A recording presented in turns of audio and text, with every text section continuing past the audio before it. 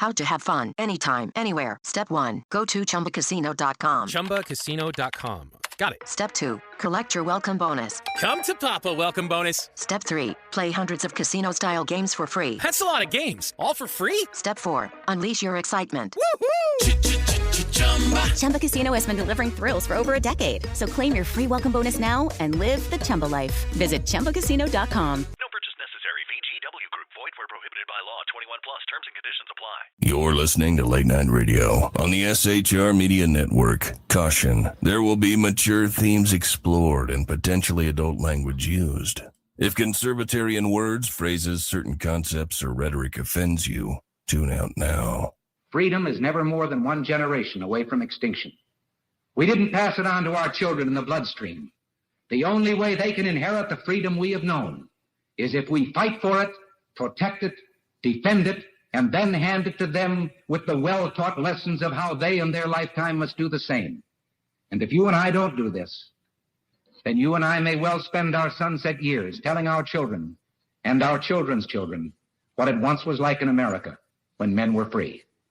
I have come here to chew bubble gum and kick ass, and I'm all out of bubble. Ladies and gentlemen, boys and girls, children of all ages, welcome to BZ's Berserk Bobcat Saloon radio show, where I am broadcasting from North Idaho, an actual free state.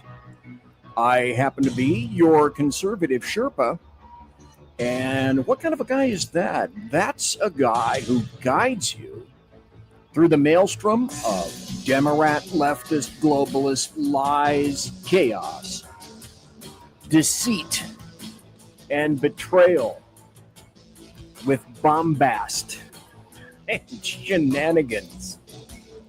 Holy moly. I'm guessing you guys just came off of watching Trump's speech. Now, I'm not going to go through the rest of the spiel. I wish that I had been around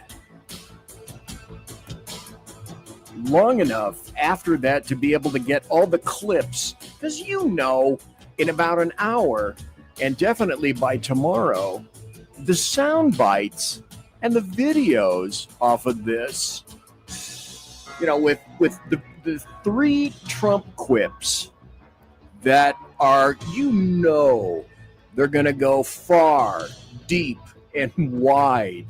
They are going to be disseminated like nobody's business. And the other thing is, throughout that, you had this,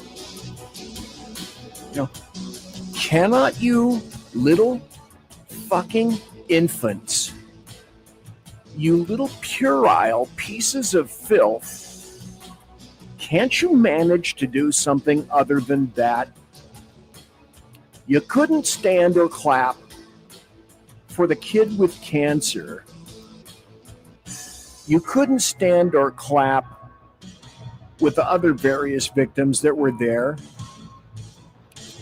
You have to ask yourself, how reprehensible are these people? Well, look, you and I both knew they were going to screw the pooch on this. They'd already said prior that they were going to wear, pink dresses, pink pussy hats, whatever the hell. But they showed themselves for what they were. They held up signs. Well, these are the actual signs that should have been on the flip side. But when you have people that are so terribly rotten, that are so terribly in the tank, and they can't even find it within themselves to stand up and cheer people, honest to God Americans, who are deserving of that. You're going to get a great video of the kid getting sworn in as a Secret Service agent. You're going to get a great video of that young guy who Trump said, you know what, you're in. You are in right there. And you're going to get the video of the cancer victim kid tapping that guy on the shoulder and high-fiving his ass. It doesn't get any better than that. And these sour infants sit in their chairs because they have yet to recognize that, as Obama said, elections have consequences. And they don't get it, And the other thing is, the corollary to that is, I say great. I say that's wonderful. That's superior in all respects. Because at this point, this is what we have. A $36 trillion, $36.5 trillion national debt. And the Democrats have zero interest in attempting to mitigate that. They despise Doge with a depiction that cannot be quantified. These people don't live in reality. Everything that they've done has been done against actual Americans. They love criminals. They love illegal invaders. If you're a taxpayer, as far as they're concerned, you need to sit down, shut the fuck up, open up your wallets, and keep paying. Tonight, we're going to be talking about wallets. Tonight, the show is, and maybe some of you may be thinking, okay, more Ukraine. Well, I couldn't get the sound clips, the cool sound clips that everybody and their brother are going to get tomorrow. Because there were a ton of them. Absolutely. SHR Media is in chat and welcoming folks. And SHR agrees. Yeah, you know what? They are filth. And the point right here is made. These are ignorant, ridiculously far left people. And the far left is driving them like never before.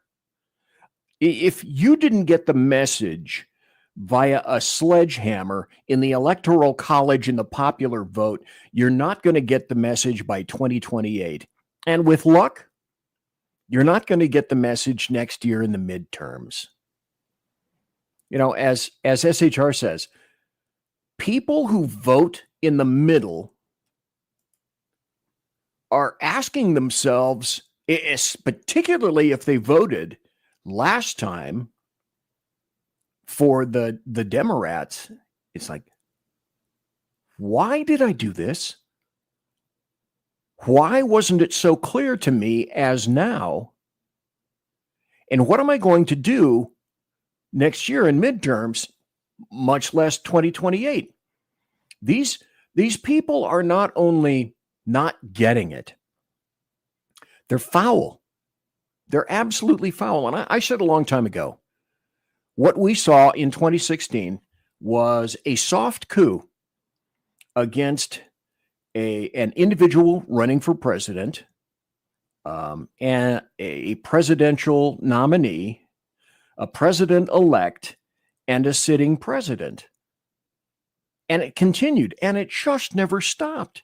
And all along the way, all the Democrats and the American media maggots were saying, see, evil, the personification of evil right there. When finally we're beginning to understand, oh no, that's not evil. And I'm telling you, folks, it's not just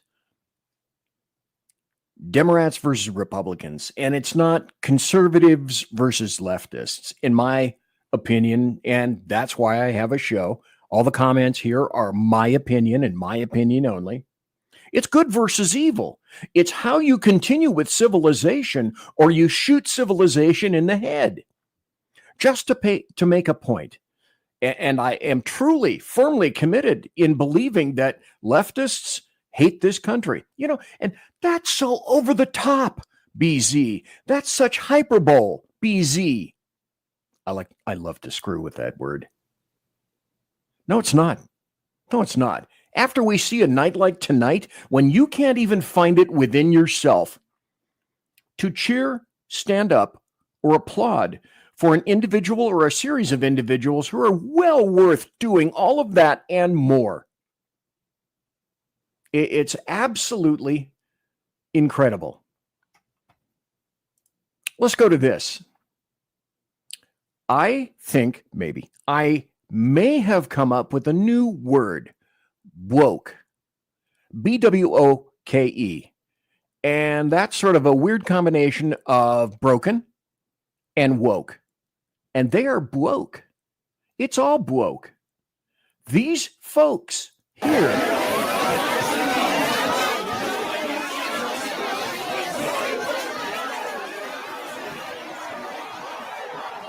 It's nothing but noise. They are noise. It's noise from the wrong direction. It's noise that they couldn't care less about. It's just plain noise. These folks are broken. They are broken. When I win, I will immediately bring prices down starting on day one.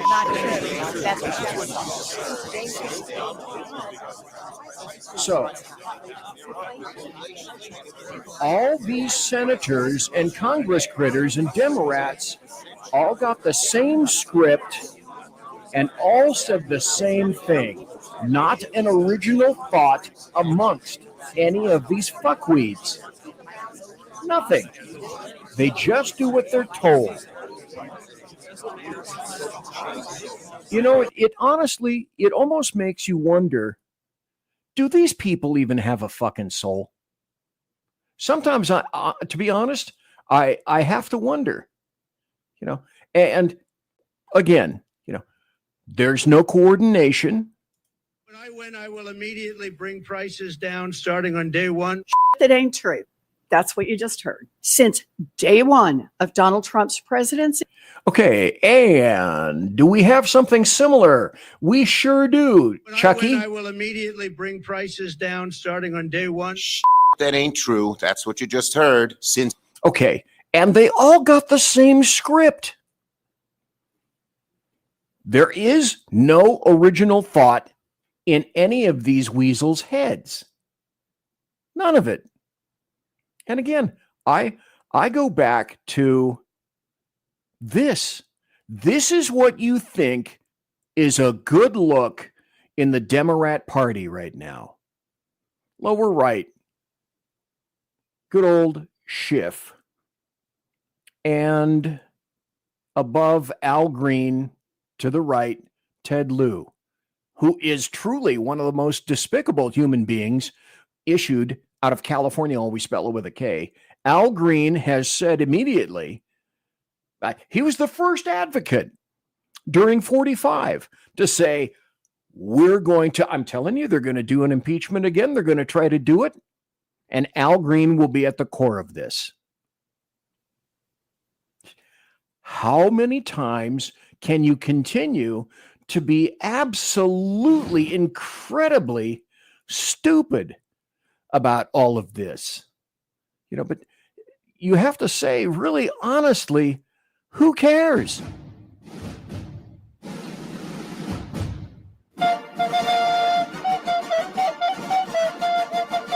No one cares about you. No one cares, Democrats, because you keep being absolutely immaterial. You are immaterial, and you're shooting yourselves in the foot. And quite frankly, I'm very glad of that. I'm incredibly glad of that. Now, the other thing is, I made that intro. No one cares. Because I'm going to reveal to you what is actually, in my opinion, going on with Ukraine and Russia. Because here's a guy that's going to do some explanation. Now, these are things that no one wants to hear. No one wants to listen. No one wants to consider the slightest bit of history. Oh, hell no. So, of course, by doing this, I will be labeled, I'm Putin's puppet. Because if you offer anything, not necessarily even in defense, you know, how am I going to possibly attempt to codify that Putin's a great person? No one thinks that. And I will not be contrite over and over because it's obvious who and what Putin is. He's from the KGB. He wants to get the band back together. It's as simple as that. That's all I've got to say about Putin. I'm not apologizing. Fuck apologizing. And fuck the people that think that I need to apologize or that I am Putin's puppet. But let's hear just a little bit of history tonight, if we could, pretty please. Maybe it might make a little bit of sense for about 4.5 minutes. Go. What was Putin's intention in the war? Not the propaganda that's written about this. Oh, that they failed and he was going to take over Ukraine. Hello, it is Ryan, and we could all use an extra bright spot in our day, couldn't we? Just to make up for things like sitting in traffic, doing the dishes, counting your steps, you know, all the mundane stuff. That is why I'm such a big fan of Chumba Casino. Chumba Casino has all your favorite social casino-style games that you can play for free anytime, anywhere with daily bonuses. That should brighten your day a little. Actually, a lot. So sign up now at ChumbaCasino.com. That's ChumbaCasino.com. No purchase necessary. VGW Group. Void where prohibited by law. See terms and conditions. 18+. The idea was to keep NATO. And what is NATO? It's the United States the US. Off of Russia's border. No more, no less. When the Soviet Union ended in 1991, and an agreement was made that NATO will not move 1 inch eastward. Now, what happened after 1991, the United States decided there would be no end to eastward enlargement of NATO. And the decision was taken formally in 1994 when... By the way, this is geopolitical scholar Jeffrey Sachs. And who's he speaking to? To whom? This is the great part. He's saying this. He's schooling the EU Parliament. President Clinton signed off on NATO enlargement to the east, all the way to Ukraine and into Georgia. So the NATO enlargement, as you know, started in 1999 with Hungary, Poland, and the Czech Republic. And Russia was extremely unhappy about it. But these were countries still far from the border. So the next round of NATO enlargement came in 2004. With the 3 Baltic states, Romania, Bulgaria, Slovenia, and Slovakia. At this point, Russia was pretty damn upset. So as everybody recalls, in 2007, President Putin said, stop, enough. And of course, what that meant was in 2008, the United States jammed down Europe's throat enlargement of NATO to Ukraine and to Georgia. This is right up against Russia. And Russia protested because if Russia decided to have a military base on the Rio Grande or the Canadian border, not only would the United States freak out, we'd have war within about 10 minutes. And a month later, a war broke out. That gets Georgia destroyed. And starting in 2010, the U.S. put in Aegis missile systems in Poland. And okay, stop. BZ, you're nothing but an apologist for Russia. No. I love history. But no one wants to talk about history. No one wants to acknowledge maybe Russia has reasons. Are they the right reasons or the wrong reasons? I'm not arguing that. I'm simply stating this as a geopoliticist. Sachs is so eloquently explaining here. There are reasons. And then you begin to understand what motivates people. No one wants to hear about this because to even bring it up, to even question anything about Ukraine makes you an apologist for Russia. And then in Romania. And Russia doesn't like that. In 2010, Viktor Yanukovych was elected on the platform of neutrality. Russia had no territorial interests or designs in Ukraine at all. What Russia was negotiating was a 25-year lease for Sevastopol naval base. That's it. Not for Crimea, not for the Donbass, nothing. In 2014, the U.S. worked actively to overthrow Yanukovych. Everybody knows the phone call by my Columbia University colleague, Victoria Nuland, and the U.S. Ambassador Peter Piot. Listen to it. It's fascinating. I don't think Cleach should go into the government. I don't think it's necessary. I don't think it's a good idea. I think Yats is the guy who's got the economic experience, the governing experience, and, fuck the EU. No, exactly. And I think we've got to do something to make... You don't get better evidence. Then came Minsk, and especially Minsk II. It said there should be autonomy for the Russian-speaking regions in the east of Ukraine. It was supported unanimously by the UN Security Council. The United States and Ukraine decided it was not to be enforced. There were many thousands of deaths in the shelling by Ukraine in the Donbass. And one of the issues on the table in December 2021, January 2022, was, does the United States claim the right to put missile systems in Ukraine? And Blinken told Lavrov in January 2022, the United States reserves the right to put missile systems wherever it wants. So the war started. What was Putin's intention in the war? It was to force Zelensky to negotiate neutrality. And that happened within 7 days of the start of the invasion. Ukraine walked away unilaterally from a near agreement. Why? Because the United States told them to. The idea was that there would be... Who was that? Who was the United States at that point? Ukraine, Romania, Bulgaria, Turkey, and Georgia that would deprive Russia of any international status by blocking the Black Sea. And the American senators, who are as nasty and cynical and corrupt as imaginable, say this is wonderful expenditure of our money because no Americans are dying. It's the pure proxy war. And since the U.S. talked the negotiators away from the table, about 1 million Ukrainians have died or been severely wounded. And that's what's happened. As I said at the beginning of the show, this show is Ukraine. Cui Bono. I can tell you who. Every fucking buddy. Everyone except the Ukrainian proles, who they are cannon fodder themselves.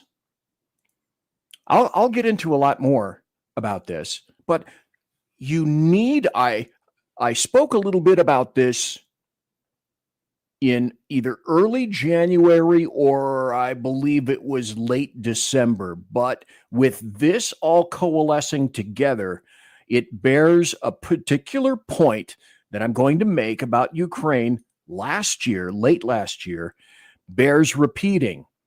And then I'm also going to go here. Now, certain personnel are probably saying right around this time, oh my fucking God, not Tucker Carlson. If there's Putin's puppet, it's this dickweed right here.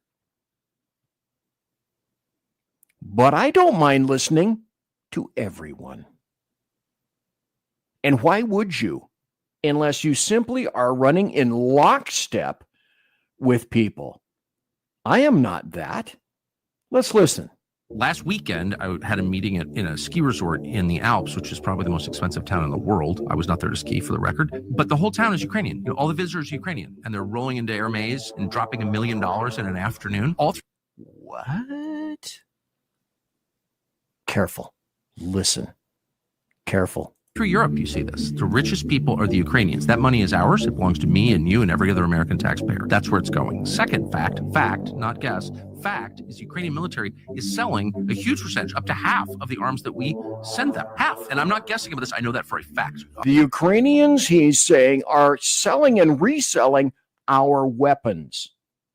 Wait, didn't a little sawed-off piece of shit say something similar to, well, I've lost at least half of your largesse from the United States of America. I can't possibly feature where that fucking went. A fact, not speculation. And a lot of us winding up with the drug cartels on our border. This is a crime, what's happening. Our intel agencies are fully aware of this. You tell me they're not profiting from this. CIA is not profiting from this. Yes, they are. Can't prove that, but I believe that. But they don't know this. I know this, but they don't know this. They know this. No one is saying it. Like, no American seems aware of this. We're sending these arms to Ukraine, hundreds of billions of dollars, and it's being stolen and sold to our actual enemies. Like, what the? No, not like, what the fuck? Actual, what the fuck?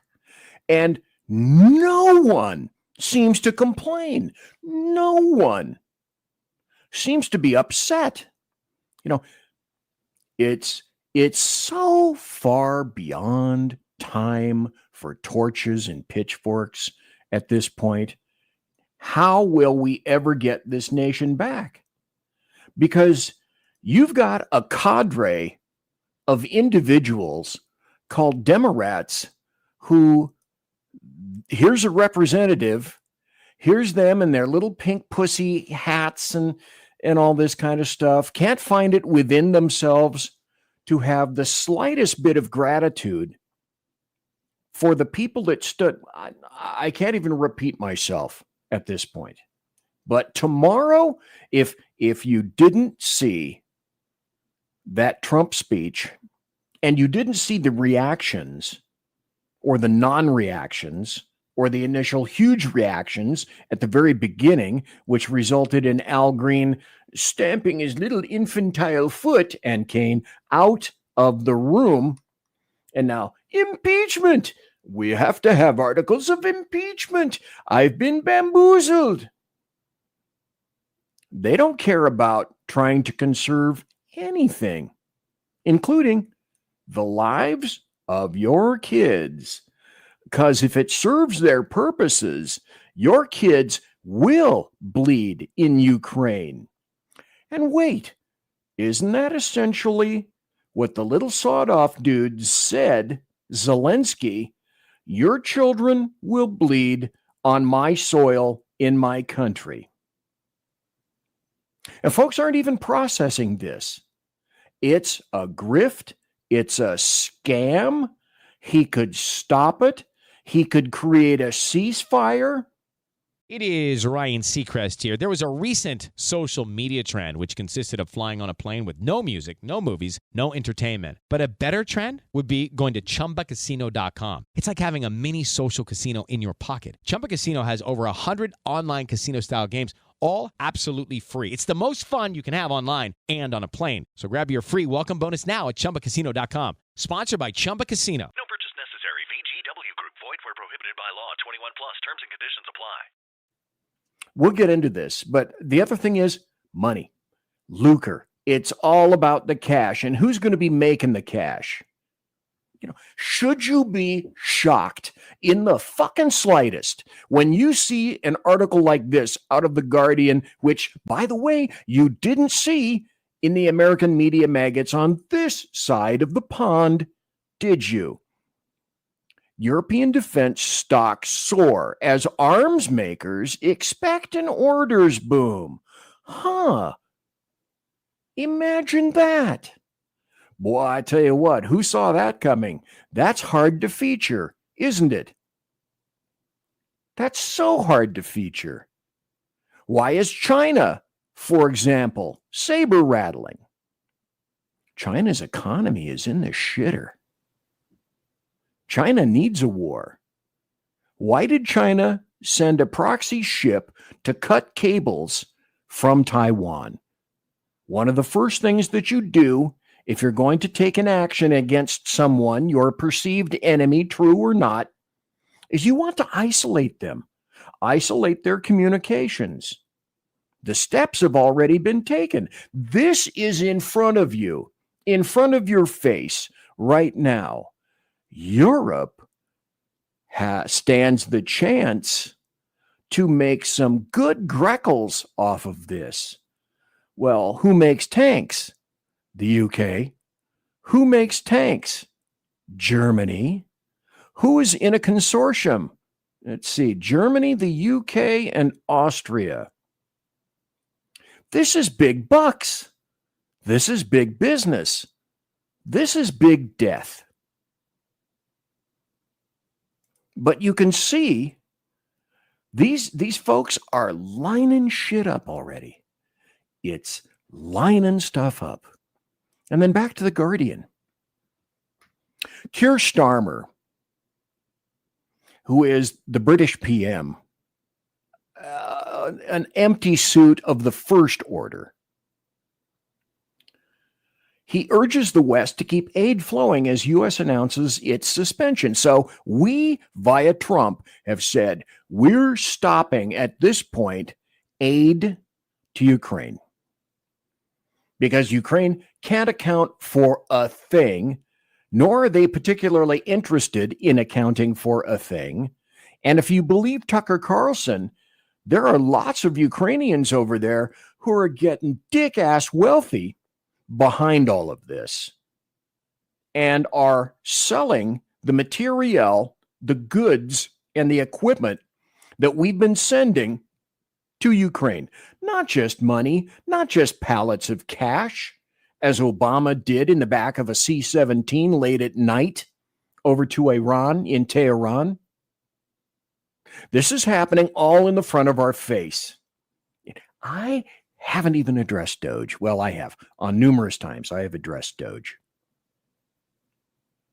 And yet, this is currently, this is right in front of our faces.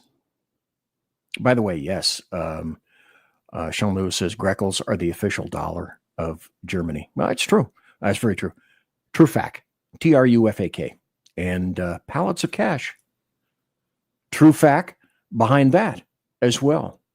So Starmer, what did the little sawed-off piece of shit do after? I got to take a break. I'm a little long on the break, but we'll take a break right after this. What did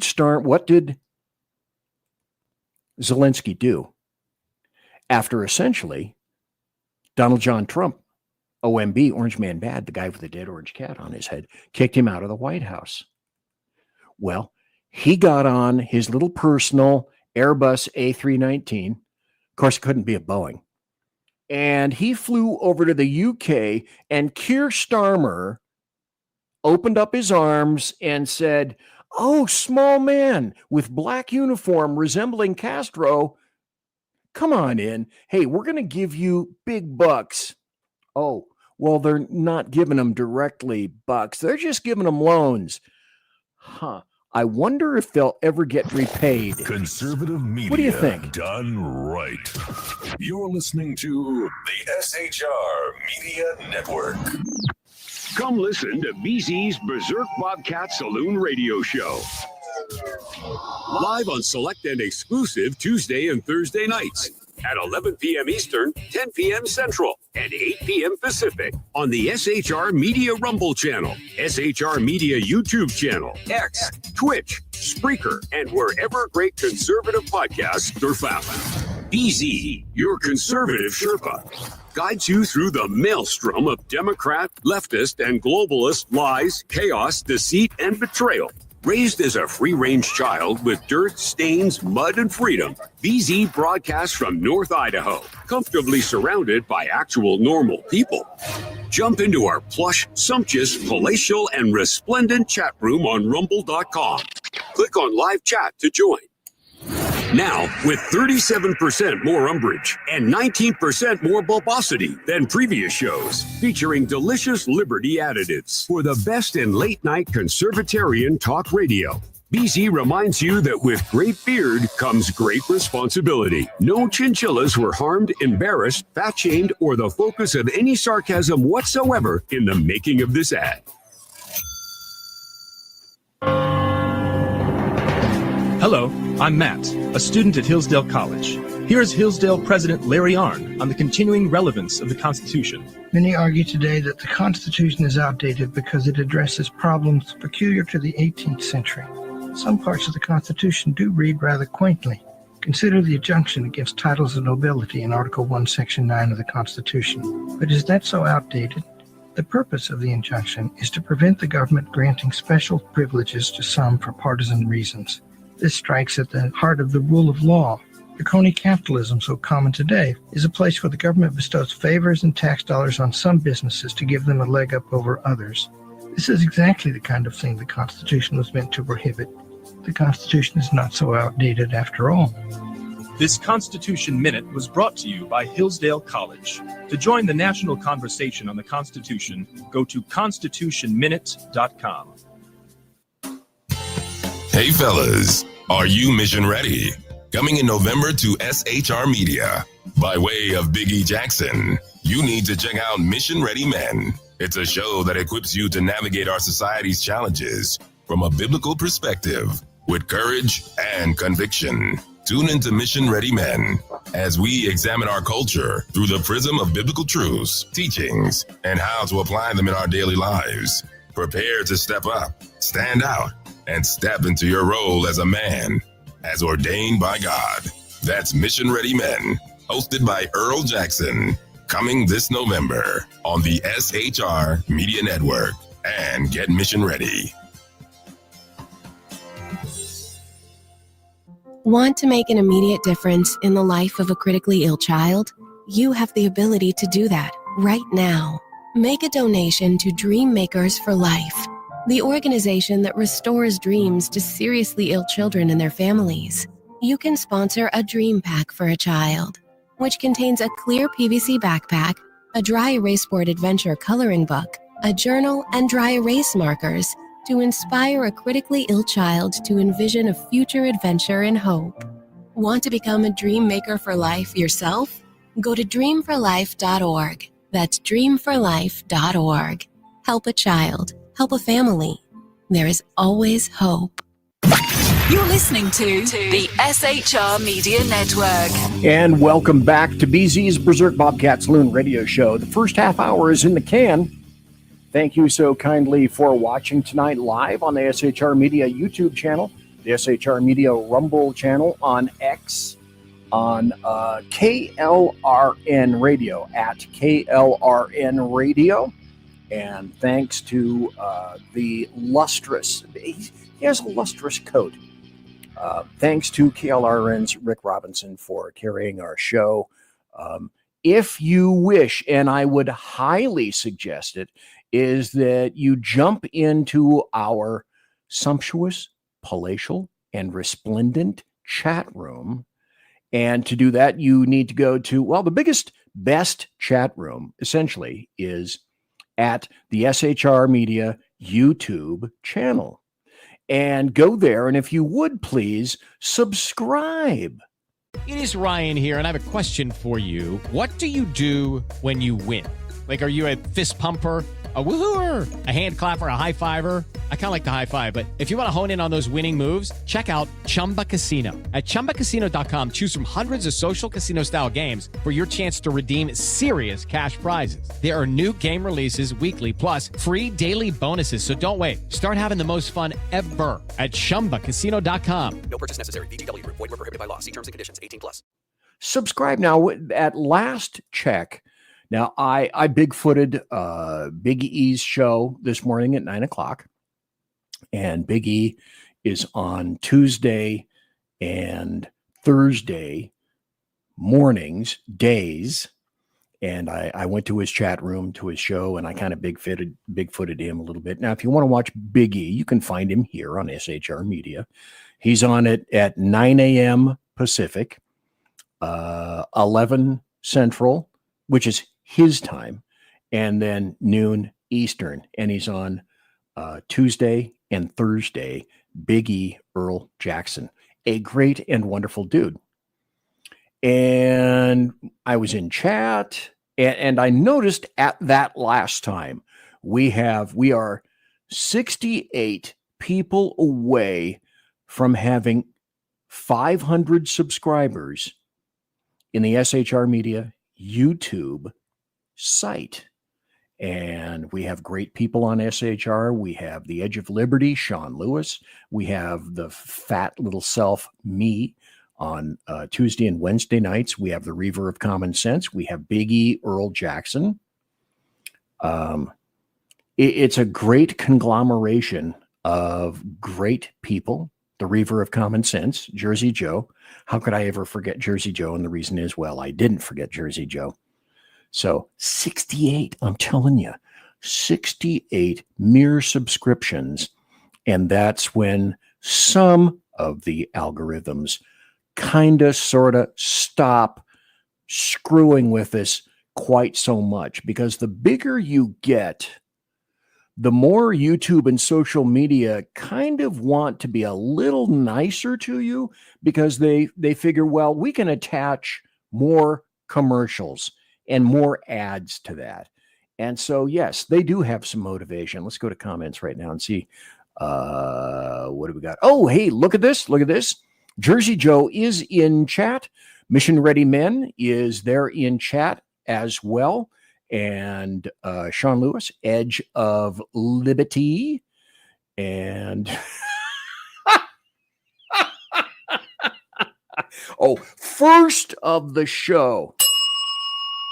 Okay, the Phantom says, I think I've smashed this thing so many times. It's not working real well anymore. Oh, well, I can go get another one. The Phantom said, Reaver is the most stubbornest of the four of you. Huh, look at that. Some insight, Lost Wanderer. Ba-ding, bada-bing, bada-boom. And ha-ha-ha, ha-ha-ha. Anyway, let us continue. I was talking about Ukraine. And I said at the beginning of the year, BZ, if you're going to do something for a New Year's resolution, maybe one of the things you should consider is tone down the F and S words a little bit. My background is such that that's pretty much all I ever heard bandied around in my life. Hey, look, a Jersey Joe response. Imagine that. Huh. Anyway, I've broken that rule literally hundreds of times by now. And I started out the beginning of the show because I have to admit, I was both pumped and upset. I was pumped because I just got through watching on the monitor over here, and I jumped into Rick Robinson's show just very briefly at KLRN. But I was looking at the monitor up here of the speech, listening to it, and I thought, all the great cuts that I'm going to miss because I don't have a producer and all that stuff hasn't come out yet. They'll all be tomorrow. And then, folks, when I say, if you didn't see that, you missed a great speech, and the Democrats illustrated completely what juvenile little baboons they all are. They're just little stupid nematodes. They're what I quantify as the Stegosaurus. Historically, the Stegosaurus had a brain the size of a walnut. And that brain was insufficient to make its rear legs move. So it had a ganglion of nerves in its rear hips to make its rear legs move. That's who these guys are. They are the 2025 Stegosaurus. And with luck, I can only hope, pretty please, they're headed for extinction. So I got a little excited at the beginning of the show, and I bandied some words about, and I guess I really shouldn't apologize, or maybe I should, but I was excited because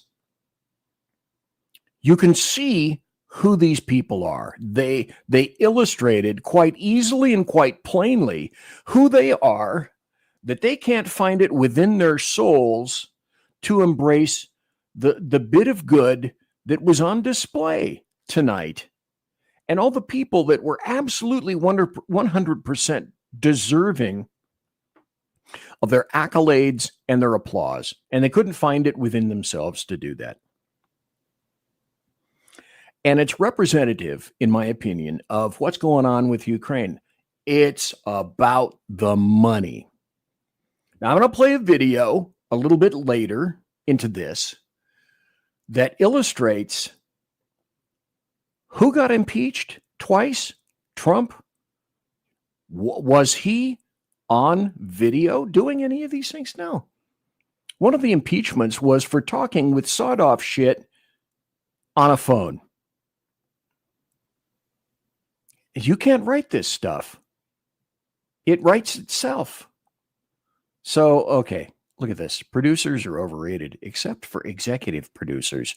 They can fire you, even if they are your own son. Uh-oh, that sounds like a story. And Phantom, thank you for supporting me. Apologizing is for the people who are in the wrong. and Sackhead Sean. Absolutely. Nailed it. You'll go, if you haven't seen it, you'll go back. I'm sure you will see all the social media cuts about it tomorrow. It was so new. I didn't have the chance to go do that. The fact, as the Lost Wanderer said, that they could not cheer and rise for a 13-year-old cancer kid is sickening. And then there was another guy who was brought to the conclave and wanted to get into West Point, and then Trump congratulated him in public live and said, by the way, you are going to West Point. Then the 13-year-old cancer kid taps that guy on the shoulder. He turns around, and the 13-year-old cancer kid in a police uniform, because he wants to be a police officer, high fives him.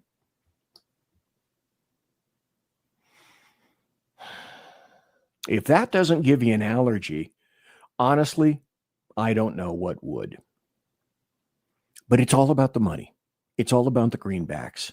And the Democrats not only don't want you to discover how your money has been pissed away, but anyone that discovers all this money is evil, as in Elon Musk. Okay, but stop. It's not just Elon Musk. There's a very good reason, and it'll take me a little bit, but I will illustrate for you the linkage here. The reason that retired General Mark Milley, who is, in my opinion, an American traitor, despises Trump, you're going to find out it's about the money. When people even remotely hint that it's not about the money, it's about the money. And this is true of retired General Mark Milley. Anybody remember when Milley stated he would notify Communist China if President Trump decided to act against Communist China? And from the New York Post, the same newspaper that published the truth about the Hunter Biden laptop, then had its stories wiped from the internet, then hundreds of thousands of media people in Twitter, like me, got their accounts wiped off because I was silly enough at the time to illustrate and post the New York Post story about the Hunter Biden laptop. Hello, it is Ryan, and I was on a flight the other day playing one of my favorite social spin slot games on ChumbaCasino.com. I looked over at the person sitting next to me, and you know what they were doing? They were also playing Chumba Casino. Coincidence? I think not. Everybody's loving having fun with it. Chumba Casino is home to hundreds of casino-style games that you can play for free anytime, anywhere, even at 30,000 feet. So sign up now at ChumbaCasino.com to claim your free welcome bonus. That's ChumbaCasino.com and live the Chumba life. No purchase necessary. VGW. Void were prohibited by law. See terms and conditions. 18+. Other digital locations, they were suppressed.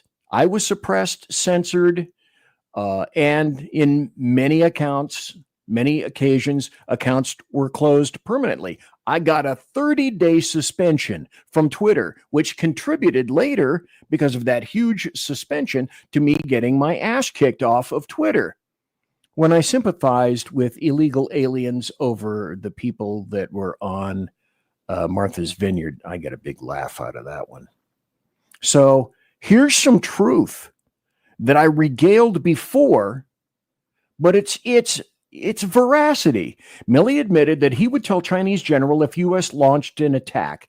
Chairman of the Joint Chiefs of Staff, Mark Milley, admitted Wednesday, and this was back in September 29th of 21, that he would give his Chinese counterpart a heads up if the U.S. launched an attack against Beijing.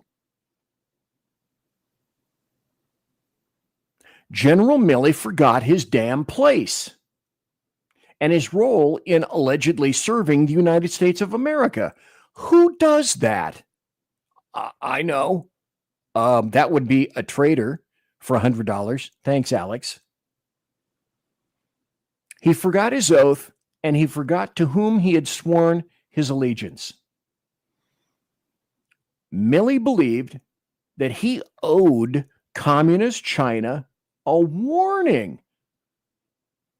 Excuse me, what in the holy fuck were you thinking?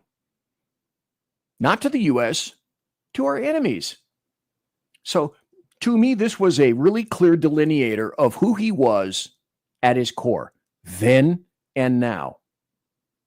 Roll with me. I'm going somewhere. He's an abject traitor. It is he who thought he was the president, that he could make policy, that he could make notifications that weren't his job. Now, why he kept his job, I have no damn idea. But see, that was Trump 45. Between 45 and 47, a big amount of learning occurred. To me, that is a clear and present violation of 18 U.S.C. 2381, which delineates very specifically what a traitor is. Hey, folks, let me ask you a question, kind of real basic. Okay, what's the punishment for someone convicted of treason?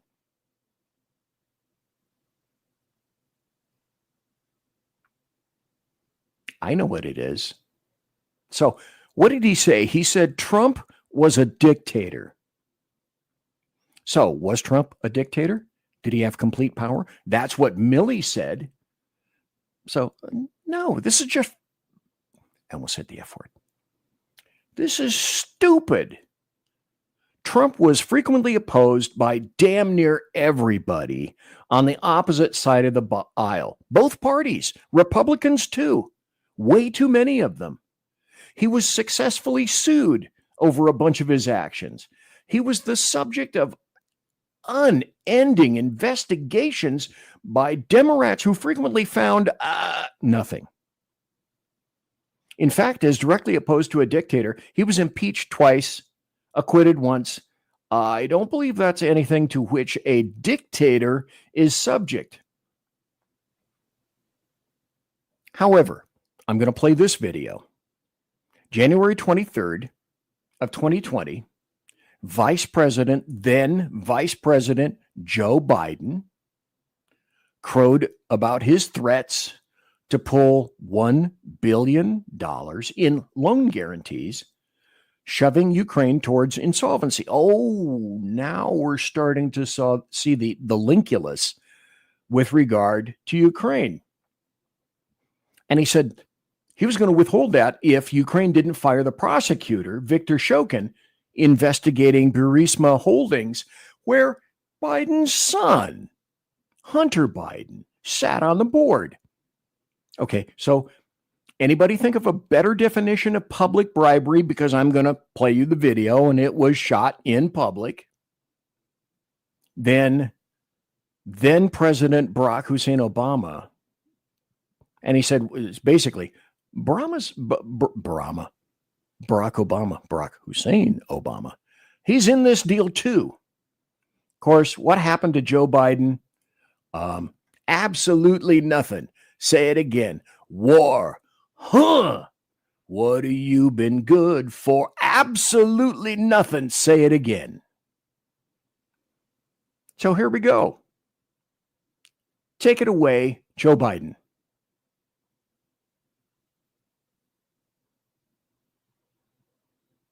Here comes the extortion and the brag. I remember going over convincing our team, or others too, convincing us that we should be providing for loan guarantees. And I went over, I guess, the 12th, 13th time to Kyiv, and I was supposed to announce that there was another $1 billion loan guarantee.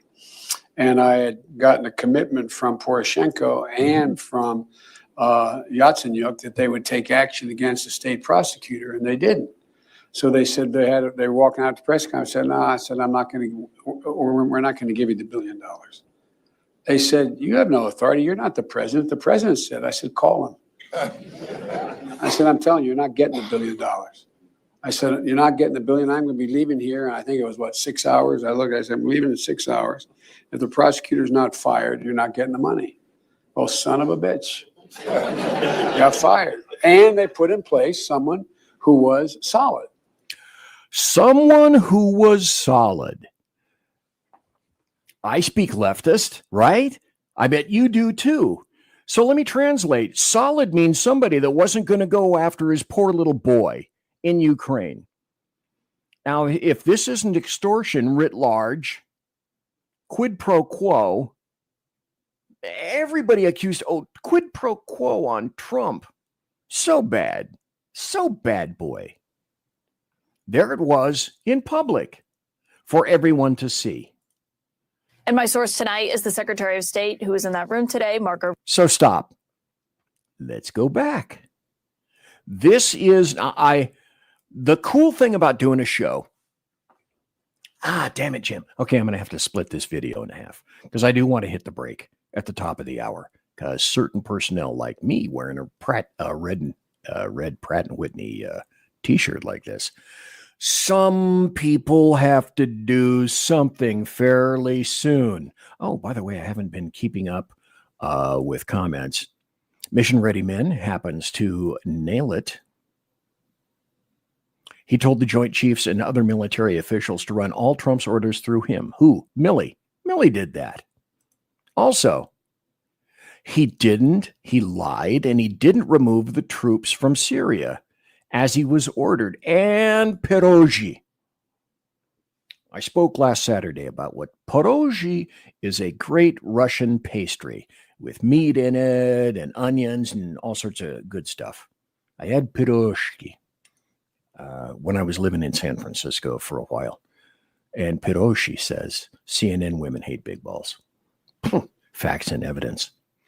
So this is a 10-minute video. And that's the cool thing about doing a show like this is it's 2 hours. It's my show. I get to play all this stuff. And the other thing is that I love to say is I don't have to make these things up. You know, when I make some kind of an allegation or a statement, invariably, I have an article that I can present to you. I have video. These aren't my words. These are the words of the people that were actually involved in the times. I don't need to make this stuff up.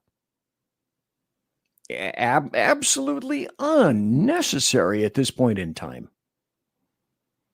So, what people didn't hear, and I play these things on my show, if for no other reason than for me personally, because I have no memory, than to archive a lot of this stuff so that if and when I say something similar to, you don't know half of the crap that happened in that room between Zelensky and the deals that were cut.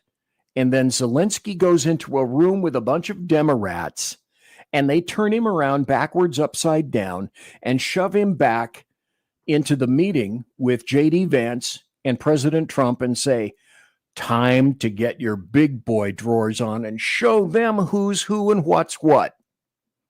So all people saw were the 2 or 3 minutes that the American media maggots play and, bad, just ambush. It's just an ambush. You want to hear the truth? Can you handle the truth? Here's Secretary of State Marco Rubio. And my source tonight is the Secretary of State who was in that room today, Marco Rubio. Thank you so much, Secretary Rubio, for being here. We just heard from President Zelensky. He said he does not think that he owes President Trump an apology for what happened inside the Oval Office today. Do you feel otherwise? I do, because you guys don't see, you guys only saw the end. You saw what happened today. You don't see all the things that led up to this. So who got ambushed? In truth, it was Trump. This was to be a congratulatory setup meeting in front of the fireplace, shake hands all around. The agreement has been made. Congratulations. Now get on your A319 and get out of here. We made the deal. So let me explain. The president's been very clear. He campaigned on this. He thinks this war should have never started. He believes, and I agree, that had he been president, it never would have happened. Now here we are. He's trying to bring an end to this conflict. We've explained very clearly what our plan is here, which is we want to get the Russians to a negotiating table. We want to explore whether peace is possible. They understand this. They also understand that this agreement that was supposed to be signed today was supposed to be an agreement that binds America economically to Ukraine, which to me, as I've explained, and I think the president alluded to today, is a security guarantee in its own way because we're involved. It's now us. It's our interests. That was all explained. That was all understood. And nonetheless, for the last 10 days, in every engagement we've had with the Ukrainians, there's been complications in getting that point across, including the public statements that President Zelensky has made. But they insisted on coming to D.C. This agreement could have been signed 5 days ago, but they insisted on coming to Washington. And there was should have been a very clear understanding. Don't come here and create a scenario where you're going to start lecturing us about how diplomacy isn't going to work. President Zelensky took it in that direction, and it ended in a predictable outcome as a result. It's unfortunate. That wasn't supposed to be this way, but that's the path he chose. And I think, frankly, sends his country backwards in regards to achieving peace, which is what President Trump wants at the end of the day, is for this war to end. It was a choice. Zelensky made a choice. There were literally backroom agreements that everyone thought, some people thought, had been etched into wood or concrete. And come back out and let's have a good congratulatory welcome in front of the press. That didn't happen. Been as consistent as anyone can be about what his objective is here. But what specifically do you want to see President Zelensky apologize for? Well, apologize for turning this thing into the fiasco for him that it became. Okay, stop. Numerous personnel, including me and Sean, and I believe Earl Jackson, and I know for a fact Rick Robinson and Jersey Joe, not Jersey Joe. He's going to be on this Friday.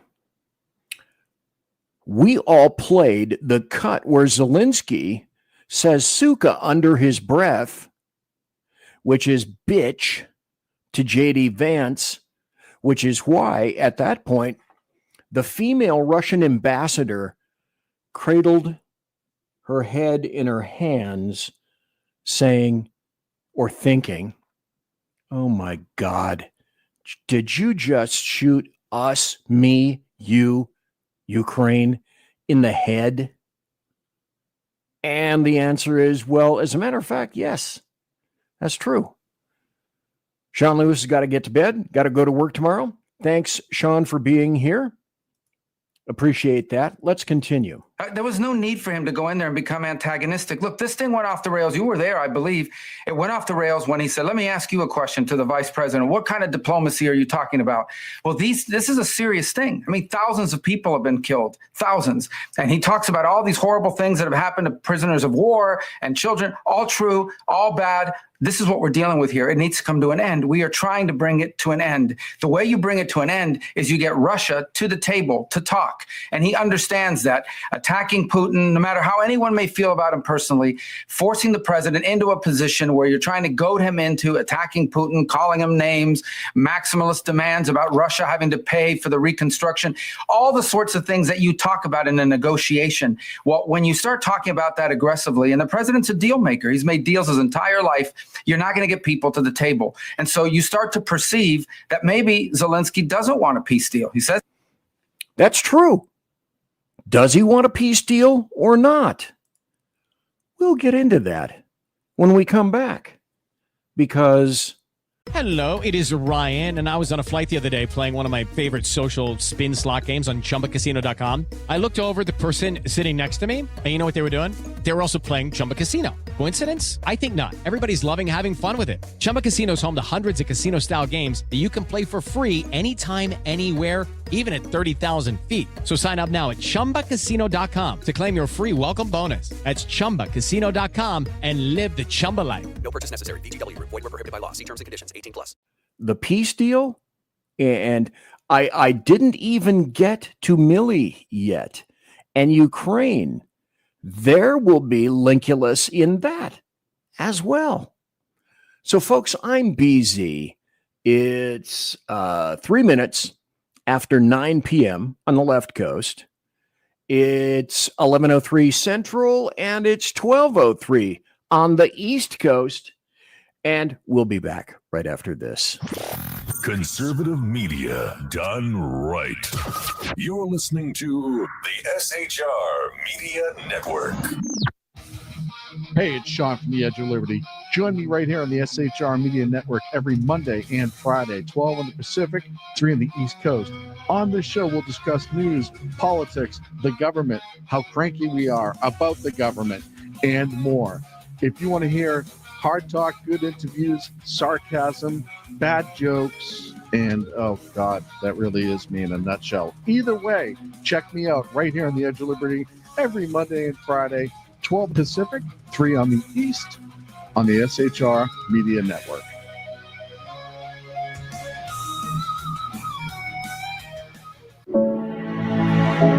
Freedom. One nation in all of human history was built on that bedrock. Ours. A republic of the people, by the people, and for the people. Self-government requires freedom, just as freedom requires an individual willingness to self-govern. Freedom has made America exceptional, but it can only last as long as you and I seek the good, as expressed by the laws of nature and nature's God. It can only last if you and I choose to act as people of character. Forging character has been the pursuit of Hillsdale College since 1844.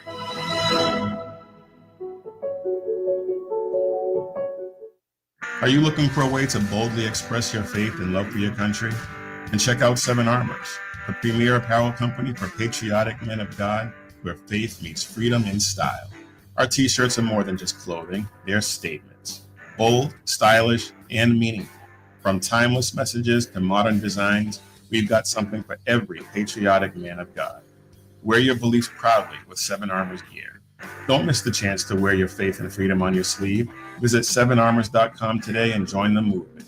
That's the number 7armors.com. 7armors.com. Faithful, vigilant, steadfast, passion. You're listening to the SHR Media Network. And we're back. It's the second hour. OMG, where did the first hour go? I have to tell you, quite frankly, that when I do these shows, I do have an assload of fun. Now, this is a relatively small assload of fun. The kind of assload of fun that I want is about like this. And it is visual, and there's not a wide enough scope in the camera right now to completely encompass the true assload of fun that I do have, in fact, by doing this show. The title of this particular show is Ukraine, Cui Bono. That's Latin for who benefits. Everybody benefits from war. Now, let's go back. I talked about General Mark Milley, but I was going somewhere with it. Because I also, let's see, if I'm not mistaken, where was it? Let me find this as well. War is profitable. And I indicated this at the first hour.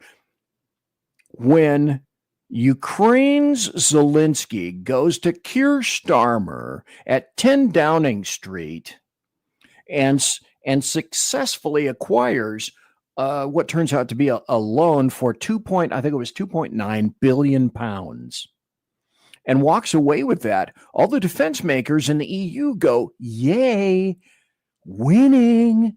That means we're going to get a shit ton of that money as well. And that's true. Now, from the first hour, you also heard Tucker Carlson say that he has sources indicating that while he was at a ski resort, he personally witnessed a ton of people extremely rich from Ukraine having a great, great time and entertainment value, huge entertainment value on the ski runs.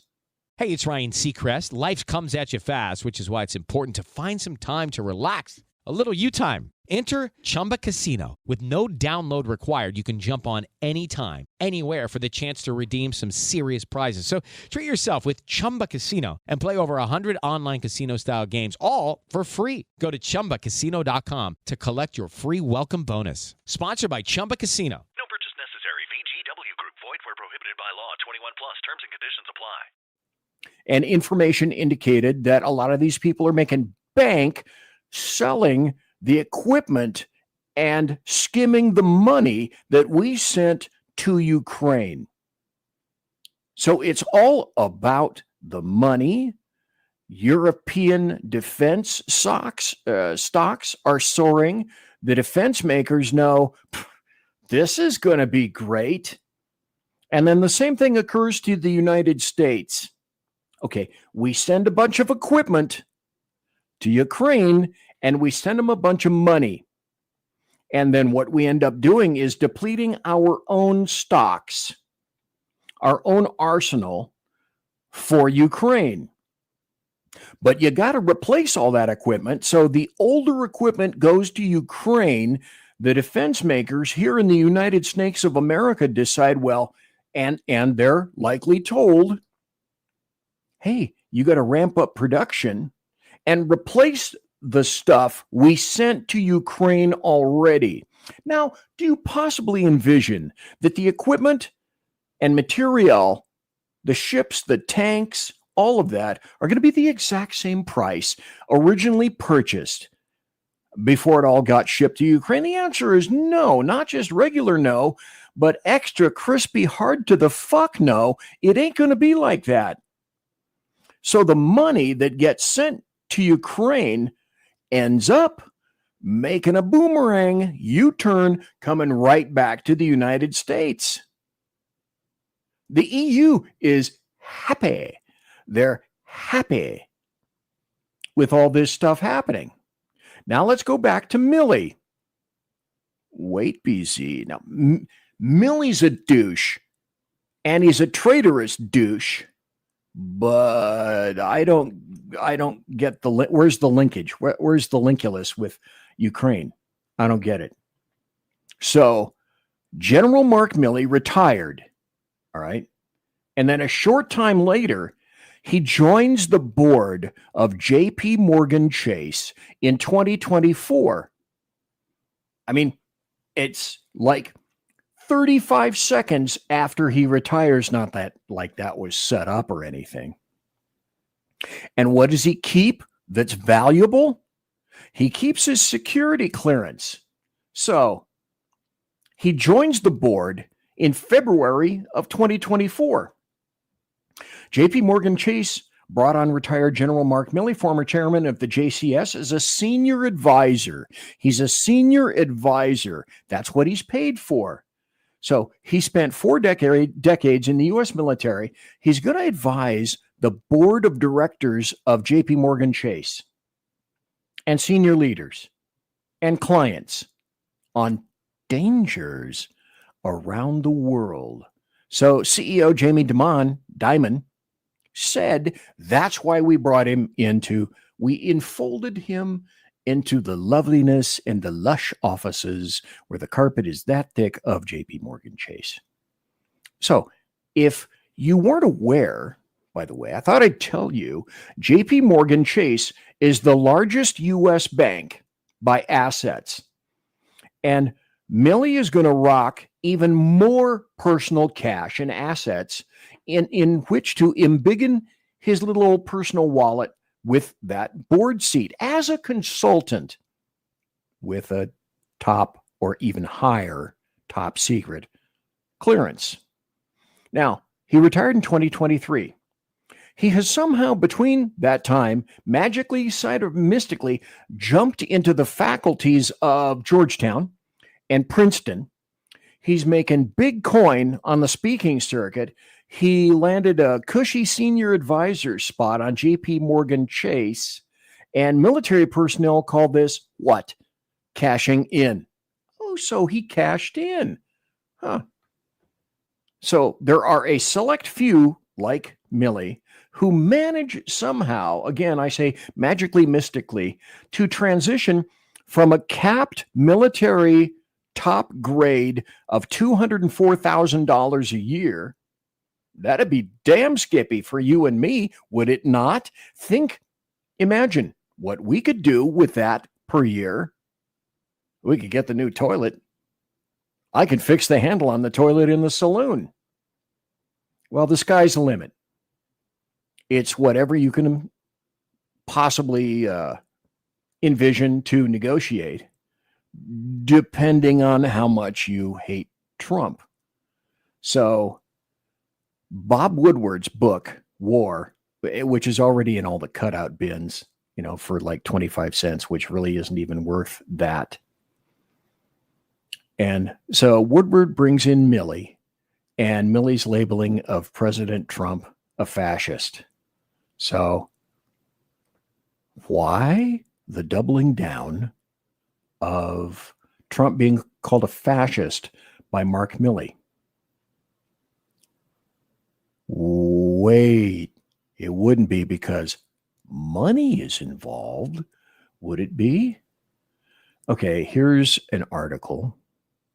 BlackRock and JP Morgan Chase are backing a $15 billion investor fund to rebuild Ukraine. So people theorize, that's just a start. It would actually cost $500 billion to realistically rebuild Ukraine. After we funded all this stuff, shipped a lot of cash and equipment and tanks and combustibles and supplies to Ukraine. A coalition of investors with support from BlackRock and JP Morgan are aiming to put together $15 billion in aid to rebuild Ukraine in a new group known as the Ukraine Development Fund. They're supporting investments from state bodies and capital markets. The fund is going to bring together a consortium of investors to finance at least $15 billion of reconstruction work in the country after 2 years gone of the Russian invasion. Okay, you couldn't possibly think this little scheme was put in the works yesterday, could you? Would you? So you got to ask yourself, again, go back, Cui Bono. Who benefits? Who's had constant access to every bit of military and intelligence information regarding Ukraine for at least a decade? Well, that wouldn't be General retired Mark Milley, would it? Because though he's retired, people like him always somehow manage to retain their top secret clearances that may have stopped, by the way. And another reason why Donald John Trump, OMB Orange Man Bad, the guy with the dead orange cat on his head, blew up Milley's interest. Now, JP Morgan Chase and BlackRock, Milley is like a used tampon. If he's not productive, they're going to kick him to the curb and lay him over the sink and watch him drip. So if he loses that, well, they'll find somebody else. So what happens is, shh, quiet. I happen to know this for a fact, that the computers that these guys have at home installed by some of the best former and current NSA techs around the planet, that's how they get access to all the intelligence that they need, because they know people that know people, and you don't know people who know people. Milley knows people who know people. And that's why, as far as Milley was concerned, Trump 45 he could not possibly have been allowed to be Trump 47. Except, yeah, he was. And that's why we know the corrupt Ukraine laundromat never stops. The machine never quits. It keeps churning out cash like an ATM with no PIN required. You just open out your hands and collect the money from death and war. So let me distill things down to this point, because sometimes actions are actually fairly transparent. You don't want to know about it. A lot of people don't want to know about it, but not super intentionally transparent. But if you're smart, and as I indicated, you got a keyboard and you have access to your favorite search engine, here's a weird thing, American Media Maggots, you can actually find a lot of shit out. How to have fun anytime, anywhere. Step 1. Go to ChumbaCasino.com. ChumbaCasino.com. Got it. Step 2. Collect your welcome bonus. Come to Papa welcome bonus. Step 3. Play hundreds of casino-style games for free. That's a lot of games. All for free? Step 4. Unleash your excitement. Chumba Casino has been delivering thrills for over a decade. So claim your free welcome bonus now and live the Chumba life. Visit ChumbaCasino.com. No purchase necessary. VGW Group. Void where prohibited by law. 21 plus. Terms and conditions apply. So I did a little internet digging. JP Morgan Chase and BlackRock are backing an investor to rebuild Ukraine, requiring about $500 billion. That amount of money I mentioned before, that's just the start. Okay? Would always ask and pose questions. Would JP Morgan Chase or BlackRock invest a penny unless they believed they could make a staggering fuck ton amount of money on their returns? So who has hitched his star to JP Morgan Chase? / is he still, because he's lost, I think he has lost his security clearance. Oh, he's going to do his level ass best to make sure that he is most def linked to JP Morgan Chase. Who wants us to get out of endless wars? Donald Trump. You see what happened? You see what is happening? You understand? You get the concept? Let's go back and listen, now that I've made that point, to Marco Rubio school the imbecile on the left about what really happened with Zelensky and the plays that occurred last Friday. As he does, but maybe he doesn't. And that active, open undermining of efforts to bring about peace is deeply frustrating for everyone who's been involved in communications with them leading up to today. And I think he should apologize for wasting our time for a meeting that was going to end the way it did. You yourself have said previously that Putin cannot be trusted in negotiations. That was the point that President Zelensky was ultimately making during that conversation, is that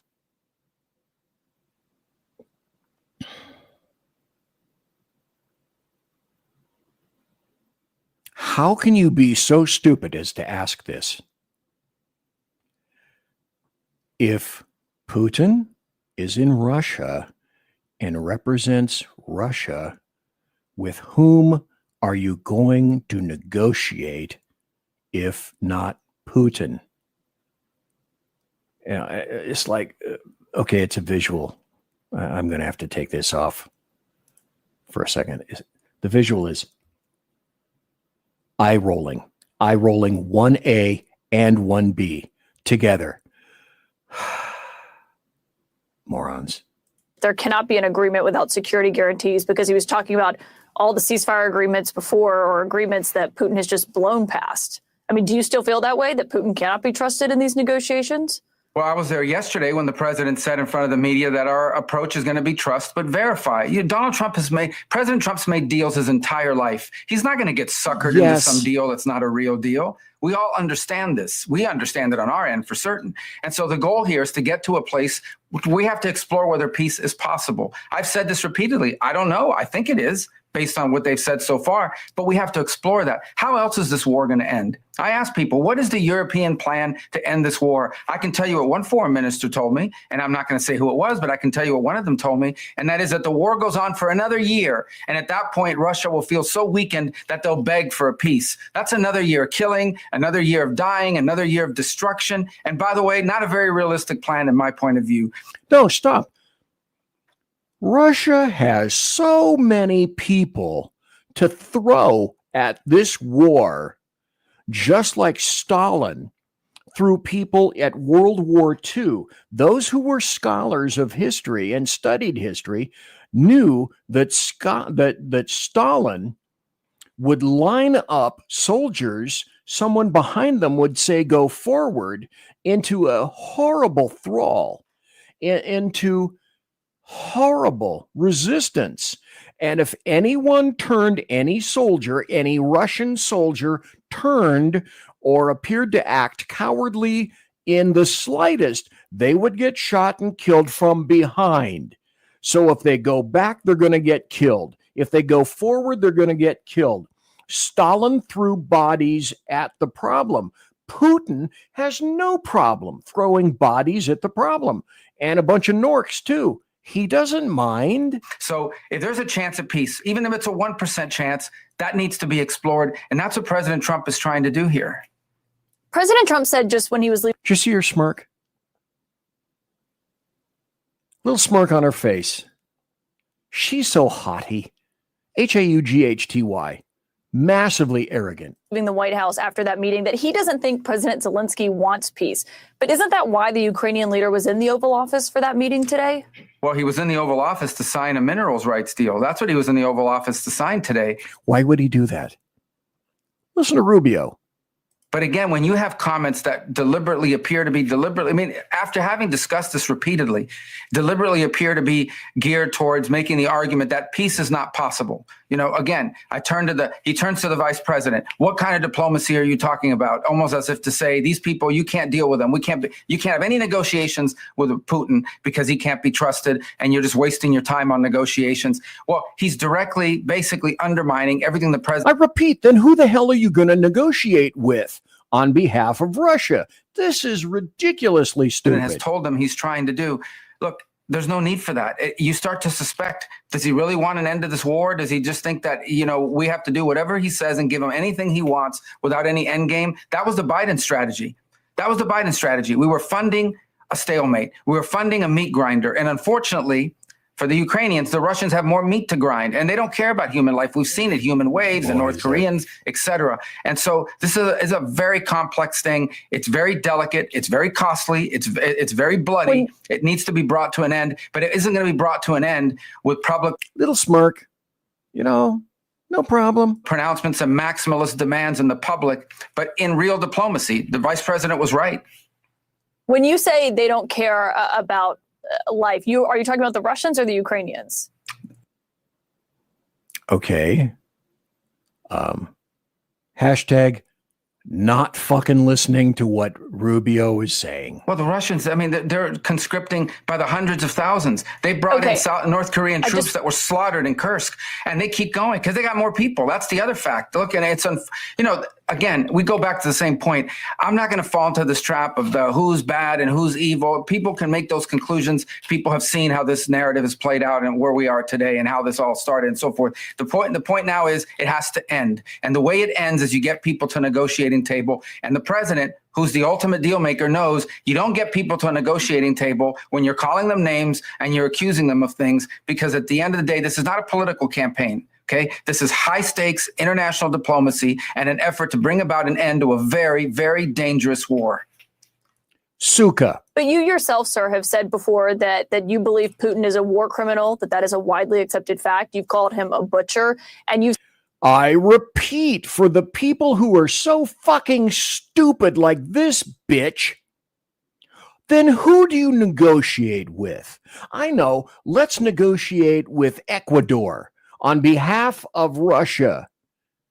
You ridiculously stupid bint. You said that as a Secretary of State, you do believe it's important for someone with such global influence as you have to speak with that kind of moral clarity. Yeah, and at this moment, as Secretary of State, my job working for the president is to deliver peace, to end this conflict and end this war. Ultimately, that is the job of the State Department. The State Department doesn't fight wars, it ends them. It tries to end them. And that's usually, by the way, celebrated. I mean, throughout history, I've watched presidents to bring about an end to wars and conflicts, and people celebrate that. They applaud it. I think we should be very proud and happy that we have a president whose prime objective is not to get into wars, but to prevent wars and to get out of wars. That is a very noble, laudable goal. Everyone should be applauding it, and he should be given the space to do that, not undermined by demands that he call Putin names or that we say things that impede the ability to conduct real diplomacy, as the vice president said today. Cui Bono, who profits from war? Everyone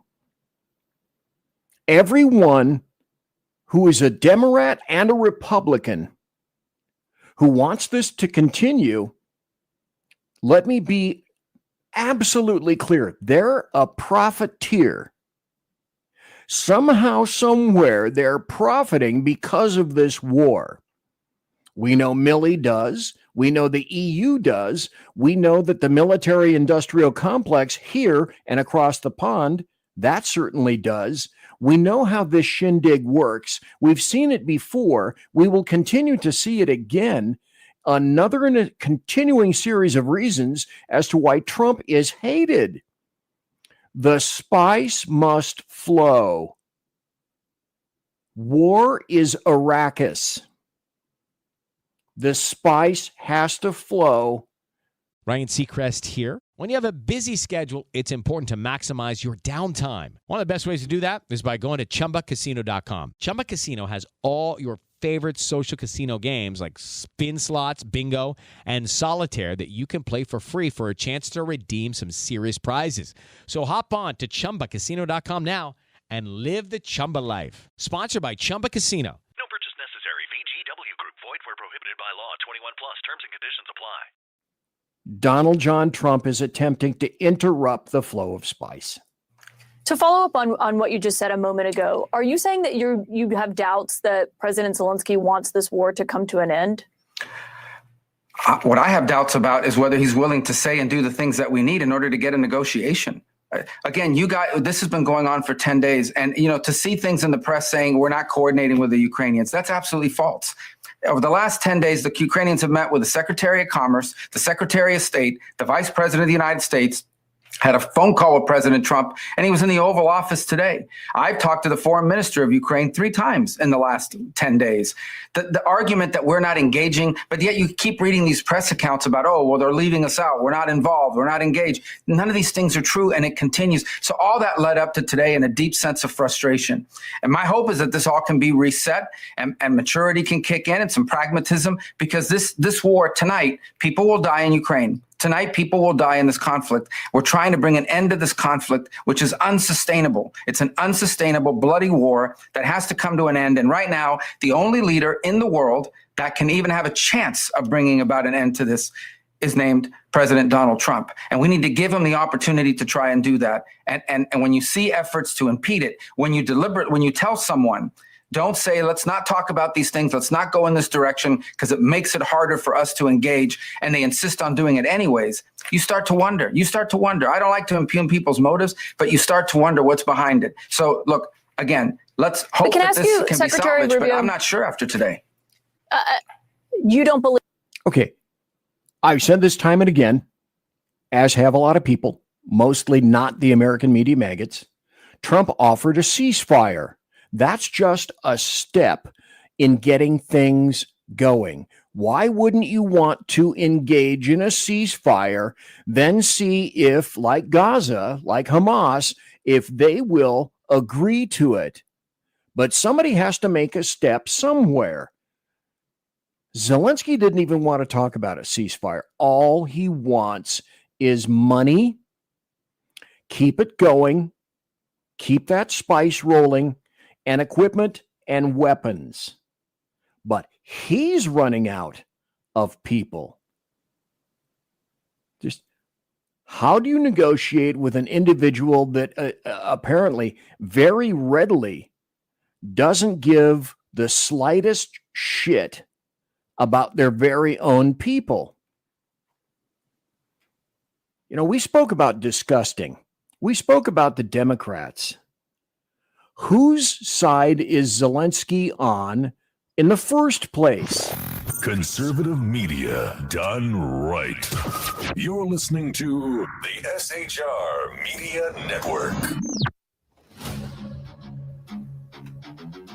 Welcome to River of Common Sense, where we cut through the noise of news and politics with a sharp wit and clear discussion.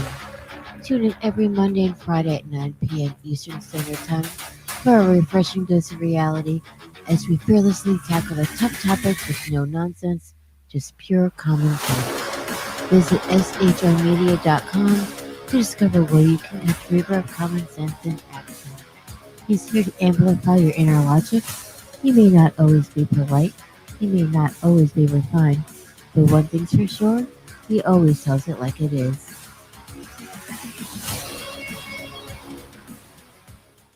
Independence, With that declaration, America was born.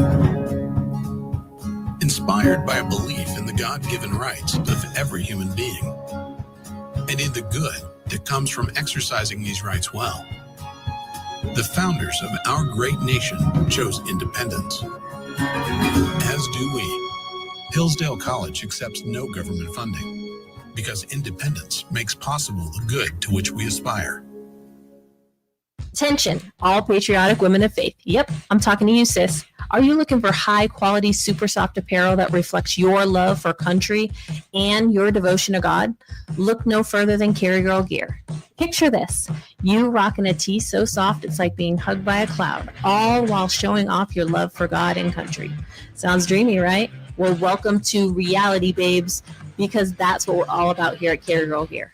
We specialize in super soft tees, tanks, and more, designed specifically for the strong, patriotic woman who proudly wants to carry their message of faith and freedom. When you shop with us, you're not just getting a t-shirt. You're joining a community of like-minded women who are proud to wear their beliefs straight on their tees.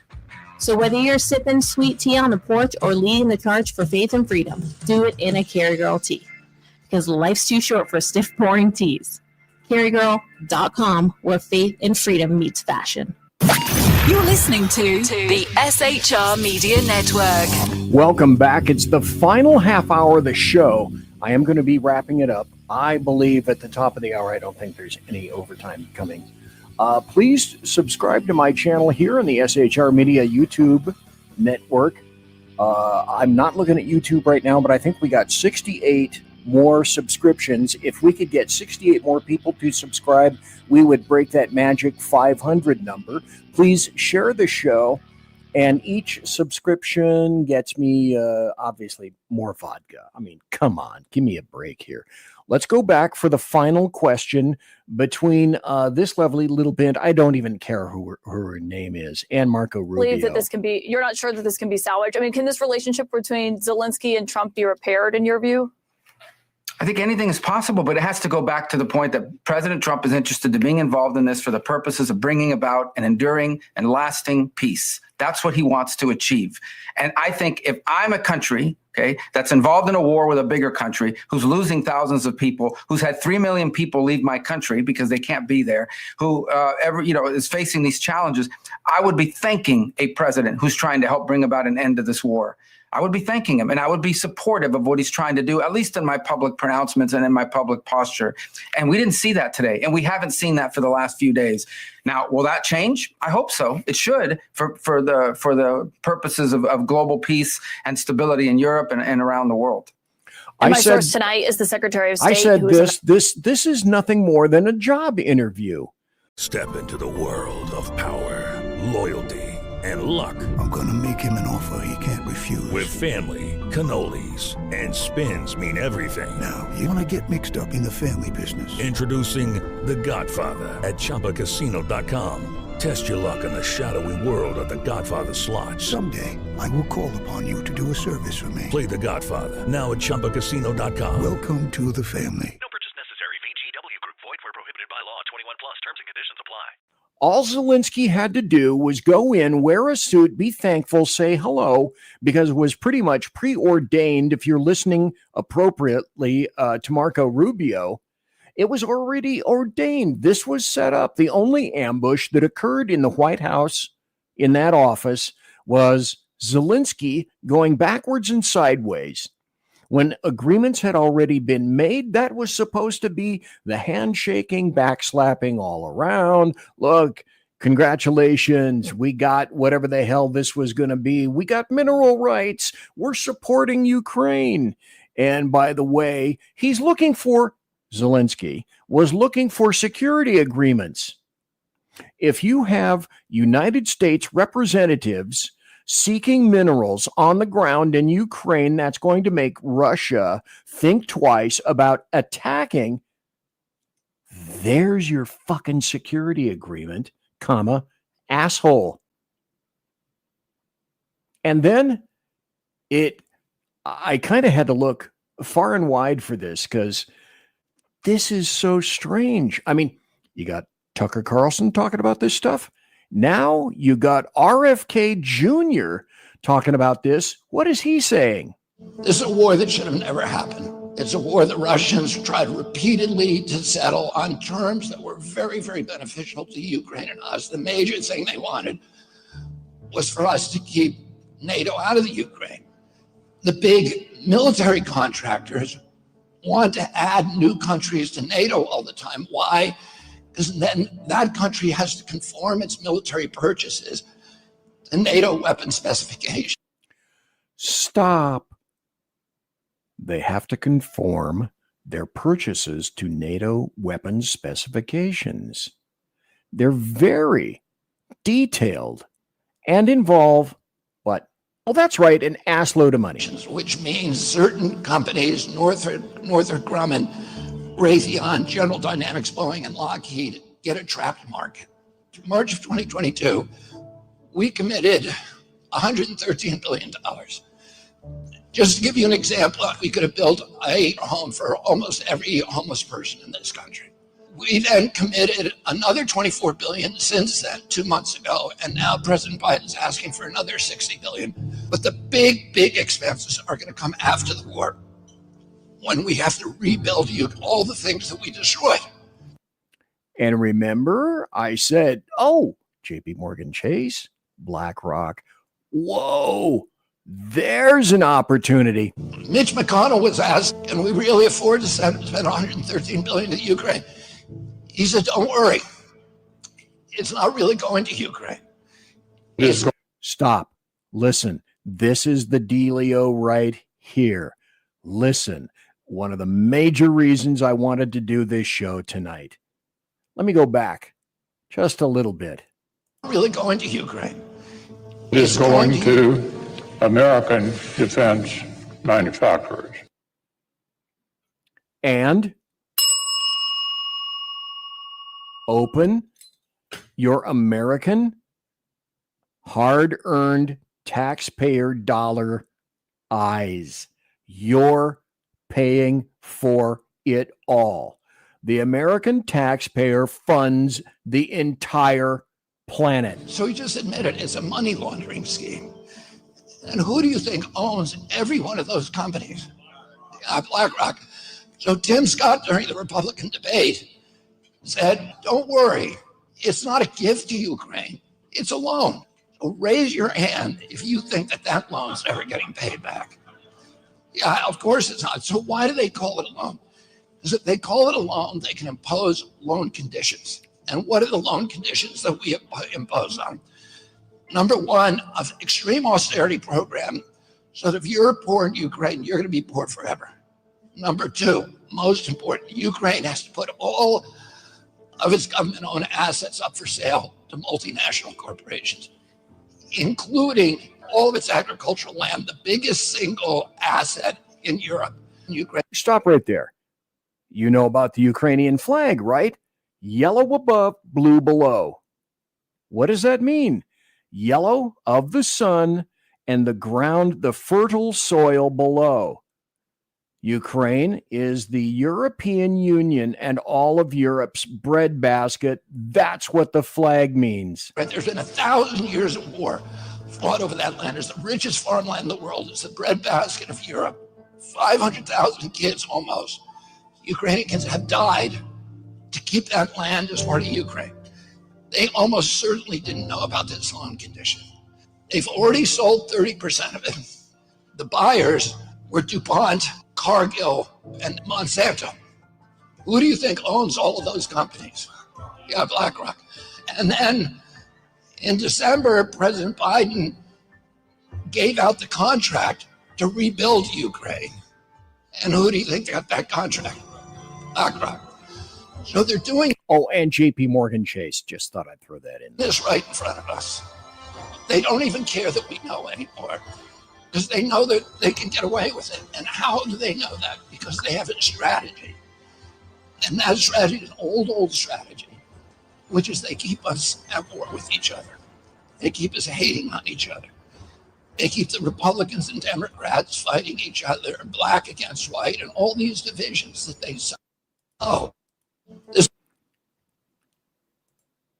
Just when you thought it couldn't get worse, it gets worse. Just when you thought, oh, don't tell me that this is true. I don't want to think this of my country. I don't want to think this of my nation. I don't want to think this of the European Union, of the EU. I don't want to think this about American corporations. I don't want to think of this about contractors. I don't want to think this about the 17 intelligence agencies in the United States. I don't want to think that we could possibly be this evil. We are benevolent. We are kind. Maybe personally, on a personal level, we are. We're generous to a fault. And yet, beyond that generosity, the federal government has decided that it's going to continue to ass fuck you, then brazenly walk into your home, kick all the chairs and the sofa upside down, and look for the pennies that you attempted to keep for yourself. This government has got to stop doing this. When is torches and pitchfork time? Or are we just going to stand there in the fetal position, or fall down, I should say, in the fetal position and say, that was nice. Thank you, sir. Can I have another? And the people that are the benefactors of this are the ones that are bleating the loudest because you've discovered their scam, their grift. And the guy who is a billionaire is the guy that wants this shit to stop. He's not BlackRock. He's not JP Morgan Chase. He's probably done business with them, but he is nowhere close to their league. Nowhere. None. Zip. Zero.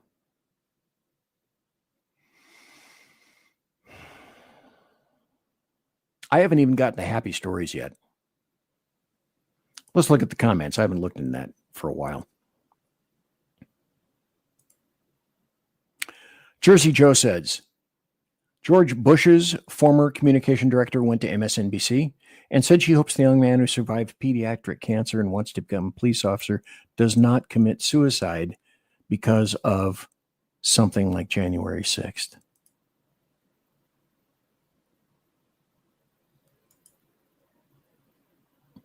Read that again. If this isn't endemic and wholly representative of these assholes and these assholes, I don't know what is.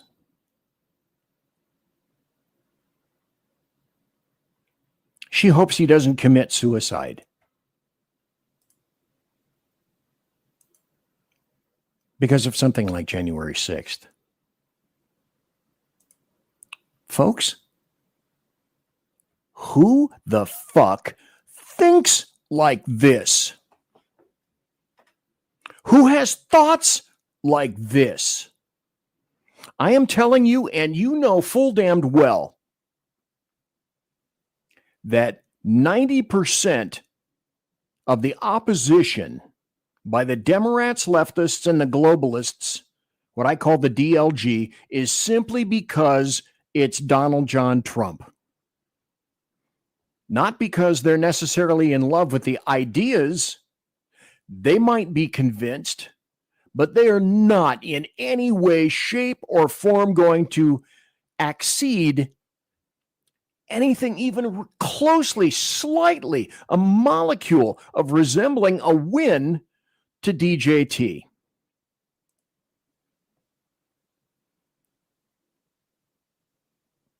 That's why they trust me, take this to the bank.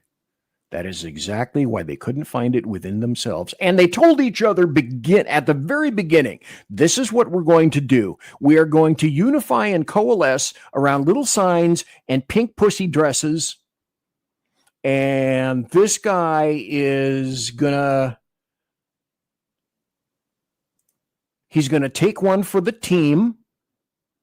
And he did. The poor disabled black man from Texas was so put upon. They asked him to leave. Ted Lieu in the background going, It is Ryan Seacrest here. There was a recent social media trend which consisted of flying on a plane with no music, no movies, no entertainment. But a better trend would be going to ChumbaCasino.com. It's like having a mini social casino in your pocket. Chumba Casino has over 100 online casino-style games, all absolutely free. It's the most fun you can have online and on a plane. So grab your free welcome bonus now at ChumbaCasino.com. Sponsored by Chumba Casino. No purchase necessary. VGW Group. Void where prohibited by law. 21 plus. Terms and conditions apply. Thank God it's not me. I don't mind if it's you, but thank God it's not me. This is all pre-planned, all because of who it is. The only person on the Democrat side who had even the slightest bit of bolulus was John Fetterman. And trust me when I suggest that they were going to do and have done probably their very level best to make sure that he doesn't go anywhere and he doesn't do anything. And all the nice committees or maybe the nice office that he may have had in the future, unless he comes around and bends to their will, he's not going to be going anywhere. And by the way, in the next campaign, unless he does in fact come around, how much money is he going to get from the DNC? I wonder. It probably won't be, as I indicated before, the proverbial ass load of cash. And GH, not going to happen. And then there's Trudeau. This is a gentleman that I don't believe I've heard before, named, I think he's a Texas representative, Wesley Hunt. And he was on the Steve Gruber show, and he's talking about Trudeau. What do you make of the tariffs, first of all? Is it something you're comfortable with? Does it concern you on some? Tariffs. They're talking about tariffs. I will say this again, just very briefly. Tariffs are a tool.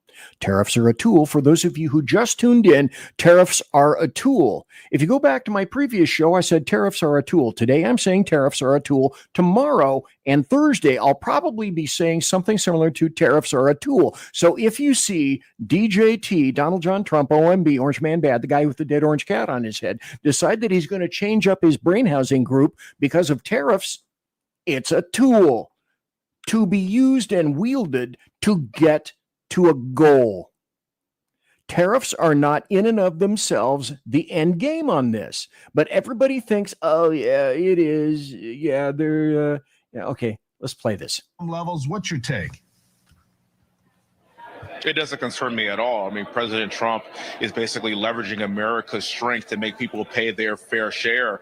And by the way, Canada and Mexico, they are not only covered by us from a military standpoint, but they're covered by us economically just by virtue of being on North American continent with the most powerful country in the entire world. So I really have no tolerance for Canada talking about, entering a trade war with the most powerful country in the entire world based on what we provide for them. So again, this is Trudeau trying to flex. He's a lame duck. It's not going to last very long, and President Trump, in the end, will get his way as he tends to do.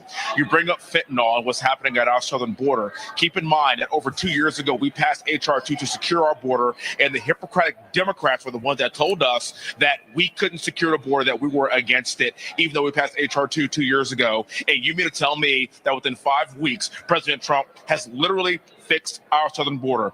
Fentanyl is no longer pouring into our country at the rate that it... How does that happen? How does that happen? If it happens, because if you have half a brainulus, you're cognizant of the fact that this was entirely intentional. The stroke of a pen. ICE, Border Patrol. When I went down to FLETC, ICE, Border Patrol, DHS, they all go down to FLETC. I can't tell you when I went to FLETC, very briefly, all those guys in the USBP, they're foaming to do their job. That's why they went there. That's why they hired on. That's why they wore that green uniform. Let them go. Unleash them. Let them do their job. The only alternative is this was intentional, completely intentional.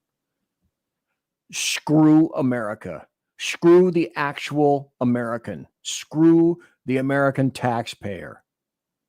it was before he was president. When Biden was president, we had enough fentanyl pouring into this country to kill every single American 6 times. That has now come to an end. The cartels are no longer running our border. We are running our sovereign nation yet again. And I don't really care what Trudeau does. Guess what? At the end of the day, you will bend the knee.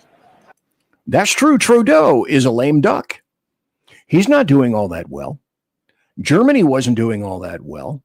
The EU wasn't doing all that well because the moderate to moving to the right individuals are starting to check the leftists.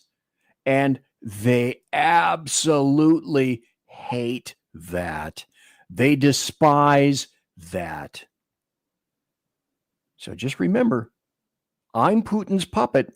And if you listen to this show, you're Putin's puppet too. Anybody that asks questions is Putin's puppet. As I said, Ukraine, Cui Bono. You've seen tonight who benefits. Always ask who benefits from anything, everything, any deal, any negotiation, any interaction between humans. Who benefits? Wait a minute. Isn't this Putin's puppet too? Here's Bill Clinton in about a minute and a half. Wow. He's got to be Putin's puppet. Oh, he said some horribly conciliatory words about Putin. Listen. Look, Mr. Putin he's very smart. But you know him better than most people. Yeah, I do. What was he like behind closed doors, away from, that sort of... He was very smart. Oh, no. Bill. No, you don't mean that. The public utterances. Smart and remarkably, we had a really good, blunt relationship. How blunt? Why would you have a good relationship with a Ruski? But clearly, Bill Clinton, Putin's puppet. Brutally blunt. Ever fisticuffs? No, but I think the right strategy most of the time but it's frustrating to people in your line of work. You should be brutally honest with people in private. And then if you want them to help you, try to avoid embarrassing them in public. Right. Now, sometimes they do things which make it impossible for you to keep quiet. But by and large, I found all the people I dealt with appreciated it if I told them the truth. How I honestly felt and what our interests were and what our objectives were. And they also appreciated it when I didn't kick them around in public for as long as I couldn't kick them around. So I that's my experience. And did Putin ever renege on a personal agreement he made to you? He did not. So behind closed doors, he could be trusted. He kept his word in all the deals we made. And that's all you can say. That's the best that you can say. So honestly, realistically, is Bill Clinton Putin's puppet? I can distinctly remember saying or hearing back in 1991 during the inauguration of that guy, Bill Clinton, who was just on. I knew personally the sniper that was in the Capitol turret during the inauguration. And he spoke about Bill Clinton. And he said something that I found very interesting. He said when Bill Clinton would walk into a room, not Hillary Clinton, he would take the air out of the room and people would immediately notice him. That said, Bill Clinton was the consummate politician in terms of he started one way during his term, got slashed and hacked, and decided that he was going to take another tack. Time to adjust the jib, because things aren't going this way quite so well, not so swimmingly. I'm going to make an adjustment. The consummate politician knows how to adjust to the prevailing political prairie winds, as I am fond of saying. And so Bill Clinton was the consummate politician. Hillary Clinton is just a piece of trash. Period. End of statement. Let me go back to comments. Jersey Joe is right. Every time I think Democrats, can't go lower, they go lower. It's true. They never fail to disappoint in terms of that. So it's very true. Absolutely correct. This is going to be the final story for the night. And I truly believe this is what happened. Let me add this. This is a gentleman in the New York Post, Michael Goodwin, who says that, as many of us suspected, that when Zelensky goes into this room with primarily Democrats, I don't know of a Republican that was in there at the time, they essentially, I believe, blew up his skirts, Zelensky's skirts, and said, Mister, you need to go back into that room when you're there and show Trump who's boss. And people use these 5 words constantly, and I'm really hesitant to use them now, but they're so apt. I almost can't use them, can't not use them. Failed to read the room. Zelensky failed to read the room. But he was led that way, I believe, from the Democrats in that meeting prior to going out and sitting on the chair. He read the room, but he read the wrong room. He read the room where the Democrats were telling him that he's the strong man in this equation. And you need to show who's boss. It's like,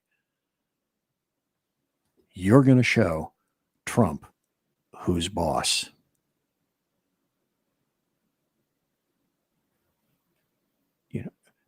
Does that not blow your brain? As in, you know what? Just absolutely incredible. Brain blown. That yet this little idiot is sufficiently convincible or malleable, let's put it that way, malleable to go into another room, be told what a great character he is, what a strong man, what a powerful man he is in Ukraine, representing all these wonderful people that he won't cut a ceasefire for. Now you go out and you show Trump who's boss. That didn't go well.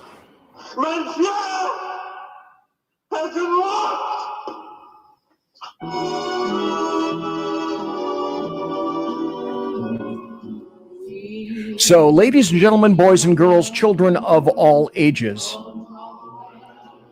thanks for being here tonight with me. 2 hours of what I consider to be great buttery political goodness. And damn it, Jim, I didn't even get to one happy story. And I had a lot of happy stories. But, on the show, that's how it goes. So thanks to everybody. Thanks to everyone who listened live. Thanks to everybody who was on Rumble, who was on the SHR Media YouTube channel, who was on my X channel and Twitch and all the great folks at KLRN. Thanks for being here. And thanks also in particular for watching the show later on in either restreaming or podcast or wherever you get your finest podcasts. I hope it's me, but there's no guarantee of that. So, as per normal, promotional consideration is by the Lockheed Martin Skunk Works, Shure and Electro Voice microphones, my beautiful Arrakis board, Pratt & Whitney engines. Look, folks, Pratt & Whitney engines. And, of course, thanks to my KC-135 Kettle One refueling team with whom I shall be consorting in less than 10 minutes. So, everybody, God bless, take care, be safe.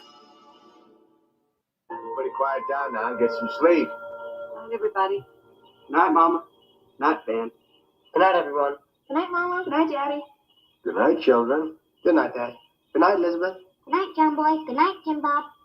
Good night, Jim Bob. Good night, Jim Bob. What's going on? I was asleep. What's everybody doing? Good night, Jim Bob.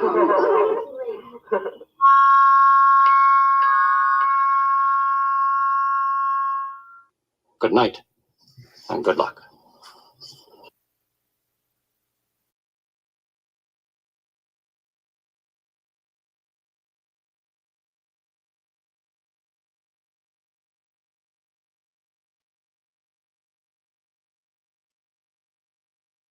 It is Ryan Seacrest here. There was a recent social media trend which consisted of flying on a plane with no music, no movies, no entertainment. But a better trend would be going to ChumbaCasino.com. It's like having a mini social casino in your pocket. Chumba Casino has over 100 online casino-style games, all absolutely free. It's the most fun you can have online and on a plane. So grab your free welcome bonus now at ChumbaCasino.com. Sponsored by Chumba Casino. No purchase necessary. VGW Group. Void where prohibited by law. 21 plus. Terms and conditions apply.